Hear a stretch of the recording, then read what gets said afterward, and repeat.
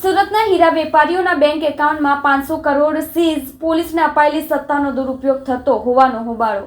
સુરતના હીરા ઉદ્યોગ છેલ્લા 2 વર્ષથી મંદીના માહોલમાંથી પસાર થઈ રહ્યો છે, ત્યારે આ મંદીમાં પડ્યા પર પાટા સમાન ડાયમંડ અને જ્વેલરીના 50 વેપારીના પૈસા ફ્રીઝ થયા છે।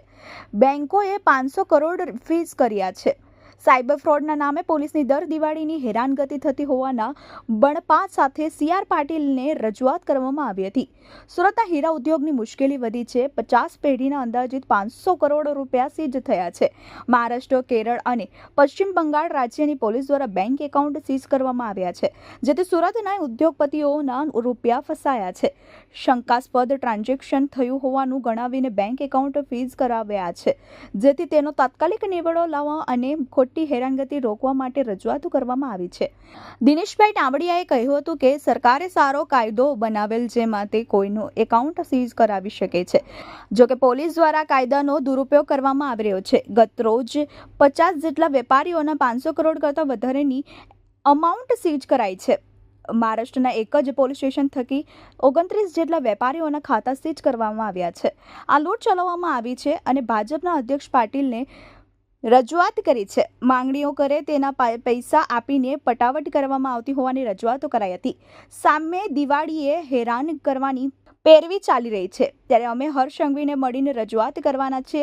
રાજ્ય સરકારે પણ વેપારીઓના ધંધાને નુકસાન ન થાય તે માટે પગલાં લેવા જોઈએ।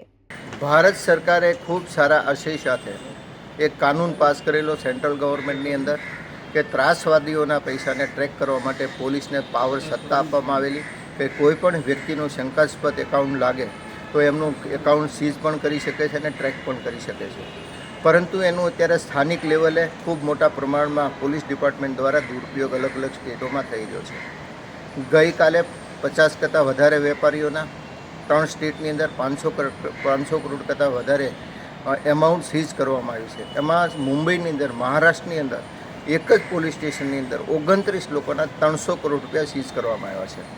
આ એક લૂંટ ચલાવી રહ્યા છે પોલીસ ડિપાર્ટમેન્ટ દ્વારા, અને જે અમુક લોકો તો કાલે એવી પણ ઘટનાઓ સામે આવી છે કે જ્યારે અમે ભારતીય જનતા પાર્ટી ગુજરાતના અધ્યક્ષ એવા સીઆર પાટીલ સાહેબ અને કેબિનેટ મંત્રીને રજૂઆત માટે ગયેલા, ત્યારે આ પણ વાત વેપારીઓ કરી હતી કે અમુક તો આ રીતના માંગણીઓ કરવામાં આવે છે અને અમુક તો પૈસા આપીને પતાવટ પણ કરી અને પોતાના એકાઉન્ટ ચાલુ, કારણ કે પોતાના એકાઉન્ટની અંદર 2-3 કરોડ રૂપિયાની સીઝ થઈ જાય તો માણસ ક્યાં જાય? સામી દિવાળી આવા બધા પ્રોબ્લેમ અને એનો લાભ અત્યારે આ ડિપાર્ટમેન્ટ દ્વારા લઈ રહ્યો છે।